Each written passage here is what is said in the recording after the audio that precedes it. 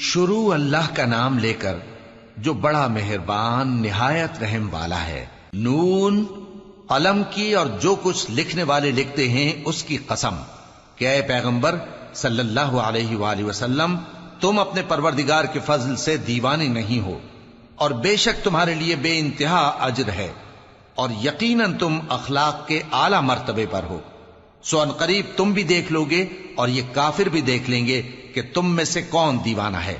تحقیق تمہارا پروردگار اس کو بھی خوب جانتا ہے جو اس کے رستے سے بھٹک گیا، اور ان کو بھی خوب جانتا ہے جو سیدھے رستے پر چل رہے ہیں۔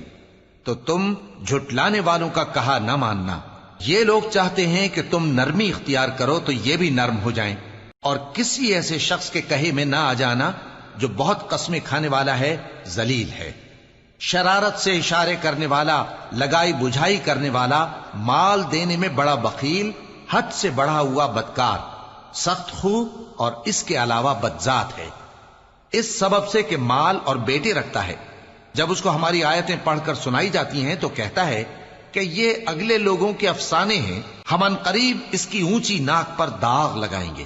ہم نے ان لوگوں کی اسی طرح آزمائش کی ہے جس طرح باغ والوں کی آزمائش کی تھی، جب انہوں نے قسمیں کھا کھا کر کہا کہ صبح ہوتے ہوتے ہم اس کا میوہ توڑ لیں گے، اور انشاءاللہ نہ کہا۔ سو وہ ابھی سو ہی رہے تھے کہ تمہارے پروردگار کی طرف سے راتوں رات اس پر ایک آفت پھر گئی، تو وہ ایسا ہو گیا جیسے کٹی ہوئی کھیتی۔ پھر جب صبح ہوئی تو وہ لوگ ایک دوسرے کو پکارنے لگے کہ اگر تم کو کاٹنا ہے تو اپنی کھیتی پر سویرے ہی جا پہنچو۔ سو وہ چل پڑے اور آپس میں چپ کے کہتے جاتے تھے کہ آج وہاں تمہارے پاس کوئی فقیر نہ آنے پائے، اور کوشش کے ساتھ سویرے ہی جا پہنچے، گویا پیداوار پر قادر ہیں۔ پھر جب انہوں نے باغ کو دیکھا تو ویران، کہنے لگے کہ ہم رستہ بھول گئے ہیں، نہیں بلکہ ہم بے نصیب ہو گئے۔ ایک جو ان میں سمجھدار تھا بولا، کیا میں نے تم سے نہیں کہا تھا کہ تم تسبیح کیوں نہیں کرتے؟ دوسرے کہنے لگے کہ ہمارا پروردگار پاک ہے، بے شک ہم ہی قصوروار تھے۔ پھر لگے ایک دوسرے کی طرف رخ کر کے ملامت کرنے، کہنے لگے ہائے شامت، ہم ہی حد سے بڑھ گئے تھے، امید ہے کہ ہمارا پروردگار اس کے بدلے میں ہمیں اس سے بہتر باغ عنایت کرے، ہم اپنے پروردگار کی طرف رجوع کرتے ہیں۔ دیکھو عذاب یوں ہوتا ہے، اور آخرت کا عذاب سب سے بڑھ کر ہوگا، کاش یہ لوگ جانتے ہوتے۔ پرہیزگاروں کے لیے ان کے پروردگار کے ہاں نعمت کے باغ ہیں۔ کیا ہم فرما برداروں کو نافرمانوں کی طرح نعمتوں سے محروم کر دیں گے؟ تمہیں کیا ہو گیا ہے؟ کیسی تجویزیں کرتے ہو؟ کیا تمہارے پاس کوئی کتاب ہے جس میں یہ بات پڑھتے ہو کہ جو چیز تم پسند کرو گے وہ تم کو ضرور ملے گی؟ یا تم نے ہم سے قسمیں لے رکھی ہیں جو قیامت کے دن تک چلی جائیں گی کہ جو کچھ تم طے کر لو گے وہ تمہارا ہوگا؟ ان سے پوچھو کہ ان میں سے کون اس کا ذمہ لیتا ہے؟ کیا اس قول میں ان کے کچھ شریک ہیں؟ اگر یہ سچے ہیں تو اپنے شریکوں کو لے آئیں۔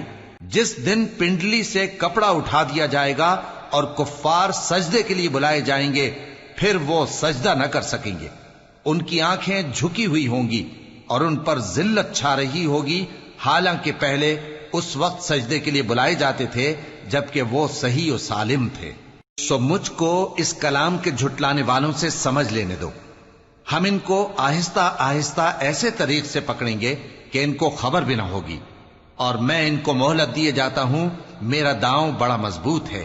اے نبی، کیا تم ان سے کچھ معاوضہ مانگتے ہو کہ ان پر تاوان کا بوجھ پڑ رہا ہے، یا ان کے پاس غیب کی خبر ہے کہ اسے لکھتے جاتے ہیں؟ سو اپنے پروردگار کے فیصلے کا انتظار کیے رہو، اور مچھلی کا لقمہ ہونے والے یونس کی طرح نہ ہونا کہ انہوں نے اپنے رب کو پکارا جبکہ وہ دل ہی دل میں گھٹ رہے تھے۔ اگر ان کے پروردگار کی مہربانی ان کو نہ سنبھال لیتی تو وہ چٹیل میدان میں ڈال دیے جاتے مذموم حالت میں۔ پھر ان کے پروردگار نے ان کو برگزیدہ کر کے نیکوکاروں میں شامل کر لیا۔ اور کافر جب یہ نصیحت کی کتاب سنتے ہیں تو یوں لگتے ہیں کہ تم کو اپنی نگاہوں سے پھسلا دیں گے، اور کہتے ہیں کہ یہ تو دیوانہ ہے۔ اور لوگوں، یہ قرآن تمام جہانوں کے لیے نصیحت ہے۔